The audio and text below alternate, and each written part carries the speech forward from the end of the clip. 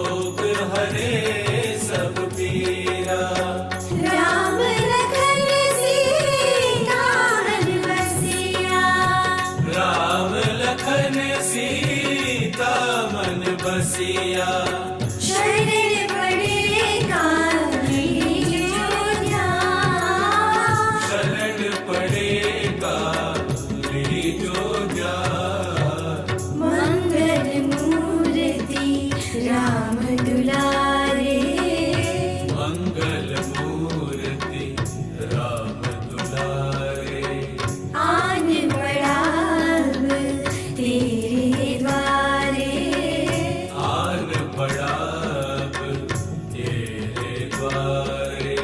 हे बजरंग बली हनुमान, हे महावीर करो कल्याण। हे महावीर करो कल्याण। मंगल मूर्ति राम दुलारे, मंगल मूर्ति राम दुलारे, मंगल मूर्ति राम दुलारे।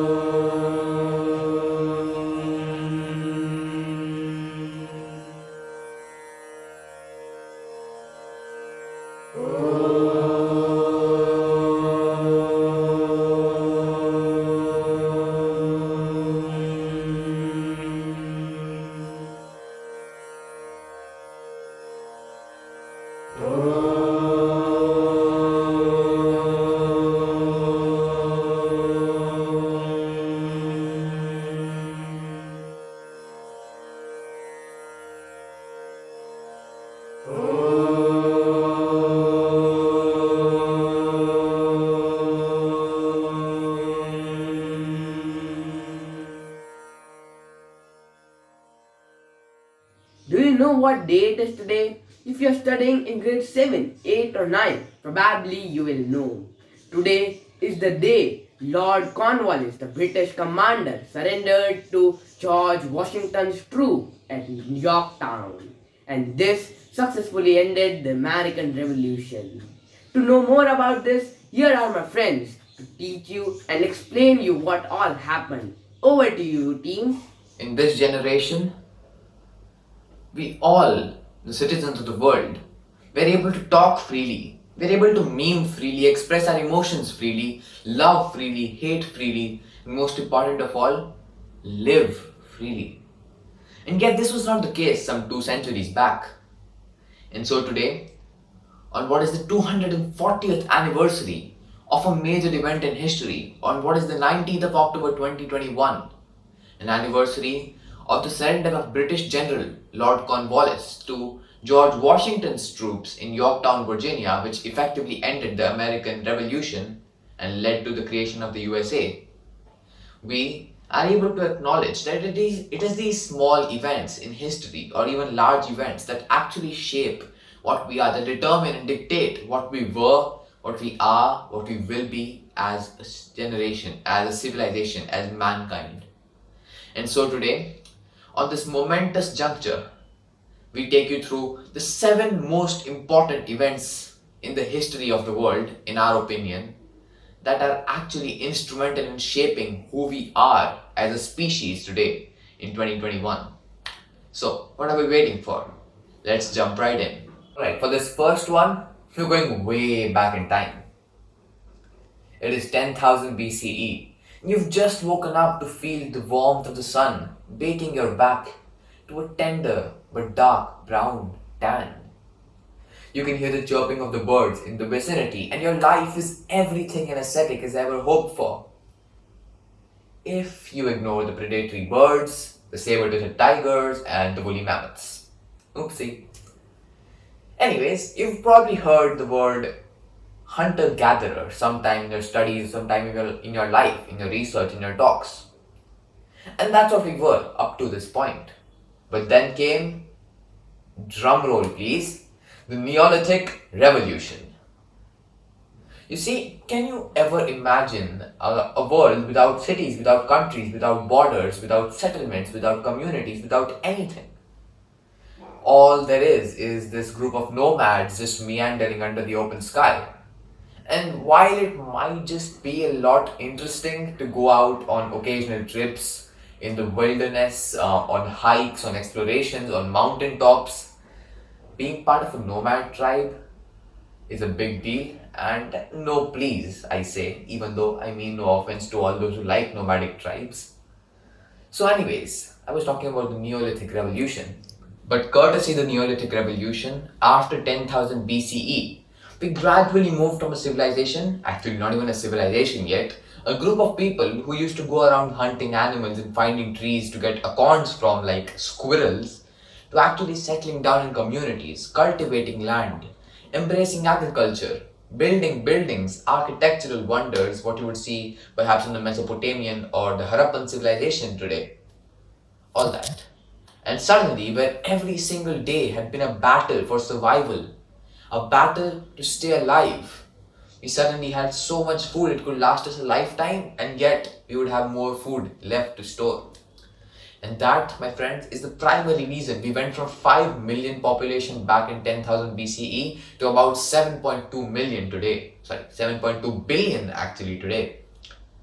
And so, while you might argue and very rightly argue that cultivating land and owning land sowed the seeds of private ownership of crony capitalism, and you would be right, it was kind of necessary to have a Neolithic Revolution. Fast forward 10,476 years. In Ravenna, Europe, we are about to witness the fall of one of the greatest ruling powers of history. Government crumbled, ushering in an era we know as the Middle Ages and historians as the Dark Ages.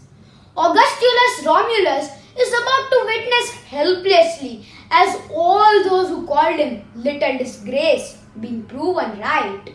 But it wasn't entirely his fault that the great Roman Empire would collapse and shatter under the hands of one Germanic tribe leader known as Odoacer. It was just his rotten luck of being the 16-year-old who was handed the reins of an empire so lost to decency that their ultimate aim was corruption by hook or crook. But some historians have a different belief. They believe that the ancient Rome, by falling, did greater benefit than it did by ruling, for it ushered in an era when all that prospered was cultural enhancements and educational reforms. We now move south and about 4 centuries forward. We are in Fez, Morocco, and are about to witness the creation of what Guinness Book of World Record recognizes to be the first university in the world. Welcome to the Fez of 895 CE. We are in front of what would become the University of El Quravien. And what's more, it is to be founded by a certain Fatima bint Muhammad al-Fihriya al-Qurashiyya. Yes, you heard that right. The world's first university was founded by women. The hypocrisy. The first women to be admitted to this very city joined in 1940s. Granted, it started out as a mosque, and granted, it was not recognized as an official university until 1983. But even before, its teachings spread beyond Islam. And it is not wrong to say that from the Xia dynasty, where we first observed an educational system, this university was what brought the world something we cannot conceive life without: schools. It's been 405 years since we visited Fez. We have traveled north again, back to Italy too. But the face of Europe has changed drastically. No more will you find empires of great magnitude. No more is Europe secluded from the rest of the world. We are in Florence, and this is the Renaissance, meaning rebirth in French. Renaissance has truly lived up to its name. It has given us some of the greatest minds to have ever lived. Botticelli, Da Vinci, Michelangelo, Raphael, Shakespeare, Dante, Petrarch, Copernicus, Columbus, Da Gama, Galileo, Leibniz, the list goes on. the most unthinkable pieces of art, David, the birth of Venus, Mona Lisa, some of the most ingenious inventions and discoveries, the printing press, eyeglass, microscope, telescope, gravity, and lands no one had discovered before. Da Gama's India, Columbus America, Africa, Australia, the Caribbean. But amid all of this, what stands out the most is that Renaissance was a paved stone for inquisitivity everywhere. And it is the reason why today we are able to think for ourselves. Because a while back, the Medicis promoted everyone to think freely. Another jump, 460 years into the future, and about 1600 kilometers in the northwest, and we will find ourselves in the court of Her Majesty, Queen Victoria of the United Kingdoms. And yet, she has not so much to do as what the peasants do.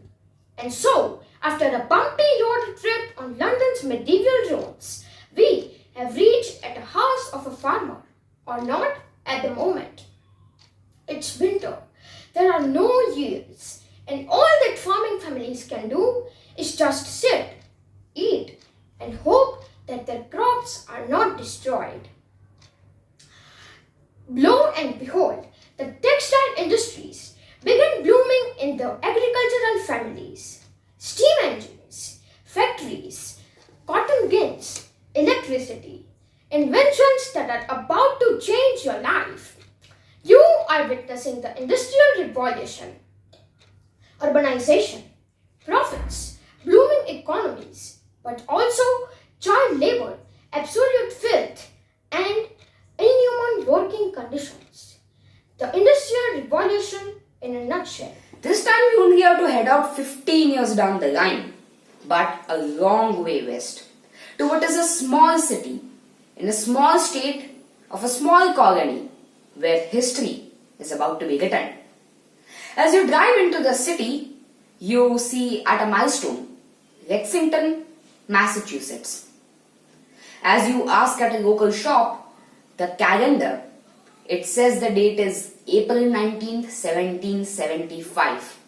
And immediately you realize that Lexington is not the safest place to be. Today most countries are democracies and republics. USA, UK, India, Australia, etc. Not in 1775 though. A small batch of people in the USA want to establish a government by the people, for the people. The American Revolutionary War is about to begin, with a shot heard around the world. Though who fired it, I doubt even God knows. Many bloody battles later, in the year 1783, the Declaration of Independence had been ratified on July 4th. Celebrations erupt, not just in America, but around the world.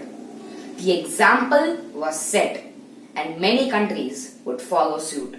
Now we are at a junction where next event may not seem as important as other I could have presented, but be in no doubt at all.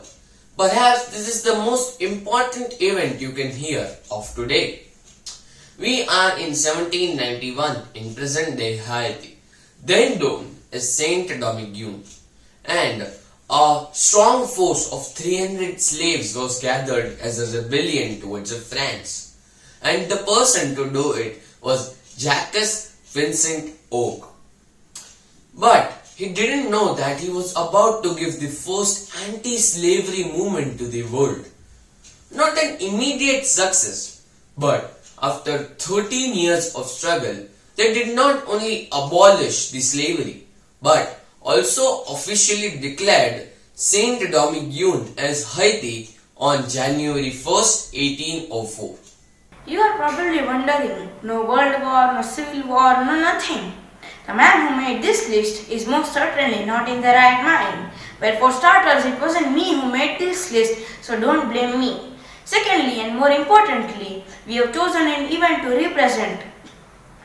So symbolic and ceremonial, it almost sounds too simple to be important, but so instrumental in global development.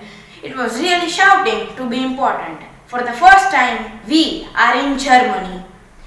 It is 1989, 9 days have passed in November, and the wall is about to be brought down. The Berlin Wall in 1949. After the completion of the Second World War, Germany was split into two, with the East going along with the communist regime and the West with the democratic ideals. The capital of Germany, Berlin, was bisected on August 12, 1961 with barbed wire and cinder block fence, replaced later with a 15-foot concrete wall festooned with electric wire and studded with armed guards. It was a physical representation of the Iron Curtain, and an imposing one at that. So naturally, when the wall was brought down, it was a great sigh of relief for Germany and the license to dream for the whole world. So yes, there you have it, our list of 7 events that changed the world. Agree with them or not, those are what we thought to be the most instrumental in shaping the world as we know it today. And there will be many more which are not covered, such as the American Civil War or the Battle of Buxar. But that in no way indicates that they are unimportant. For all events, big or small, have a lasting impact on how we function as a world. And as British statesman Winston Churchill once said, those who don't learn from history are doomed to repeat it. So far from memorizing the events of what we call today as world history, try and learn from them. And maybe together we can prevent another uprising of Genghis Khan or prevent another bubonic plague spread. May we not think of freedom as the right to do what we please, but as the right to do what is right. Now that we are all filled with the patriotic feeling, let's all rise for the national anthem.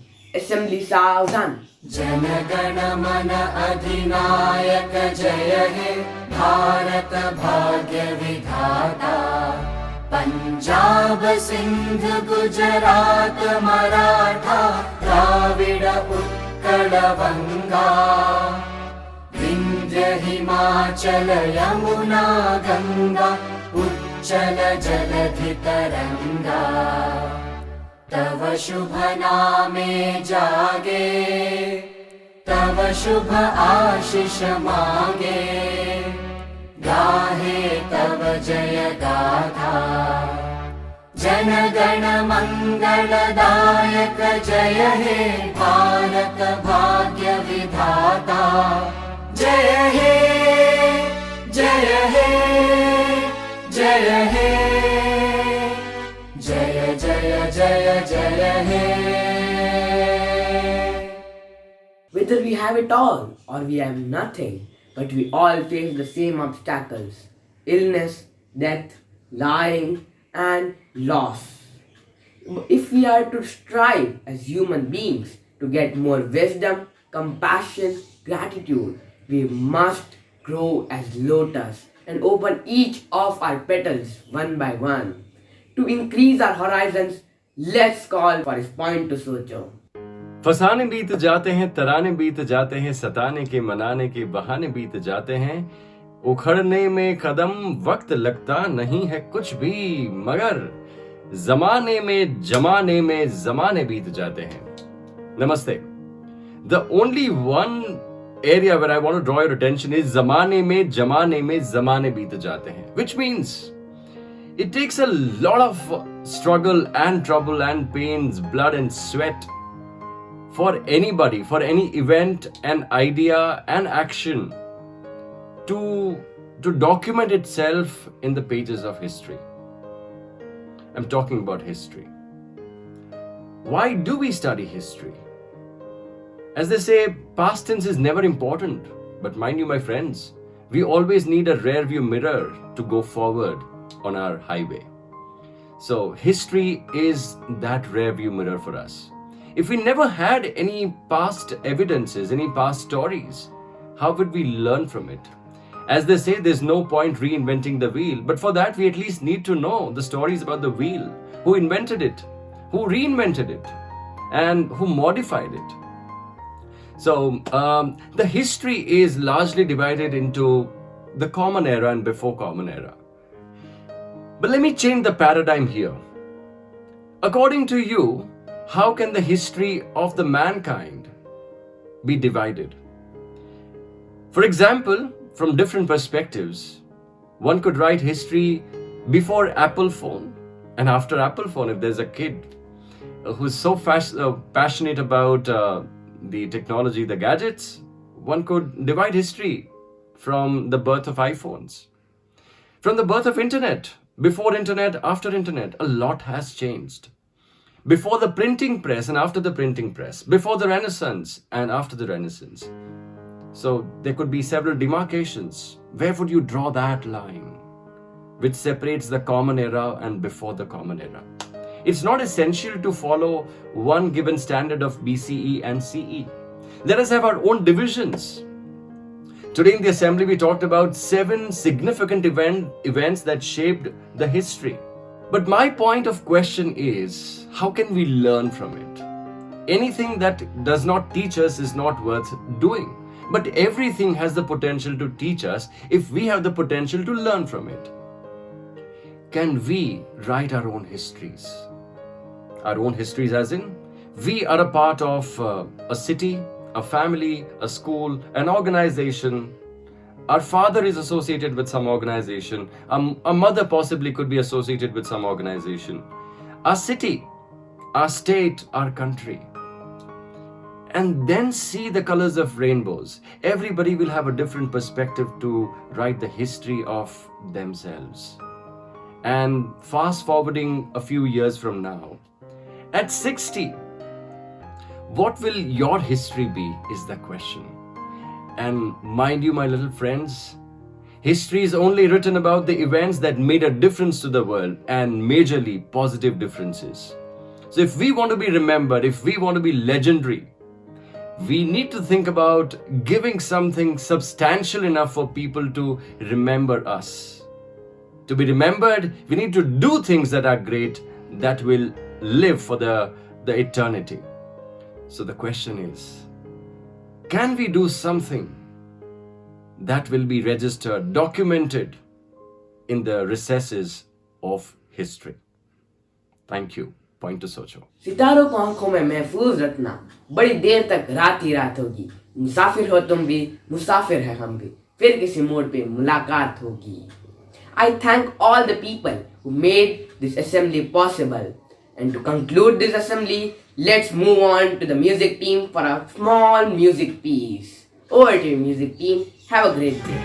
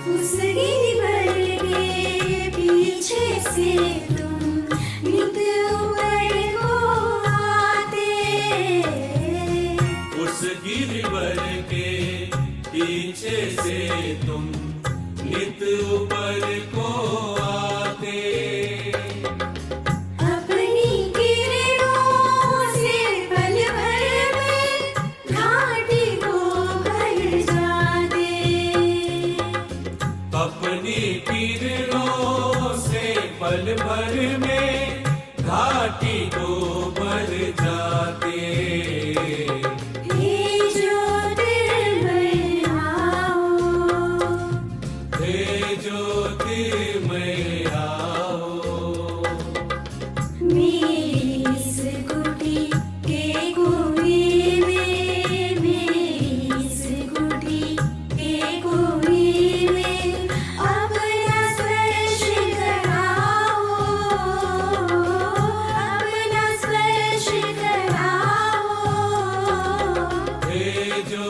ज्योतिर्मय आओ, हे ज्योतिर्मय आओ।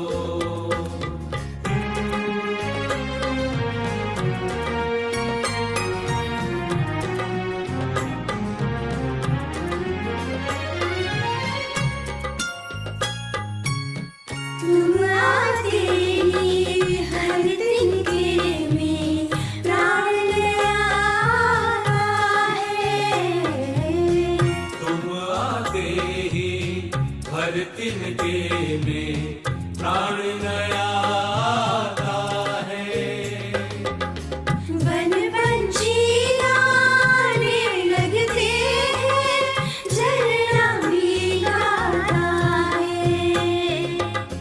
One पंछी गाने लगते हैं, झरना भी गाता है। हे ज्योतिर्मय आओ, हे ज्योतिर्मय आओ। मेरे इस सोने अंतर में, मेरे इस सोने अंतर में प्राण जगाते जाओ, प्राण जगाते जाओ। हे ज्योतिर्मय आओ, हे ज्योतिर्मय आओ, हे ज्योतिर्मय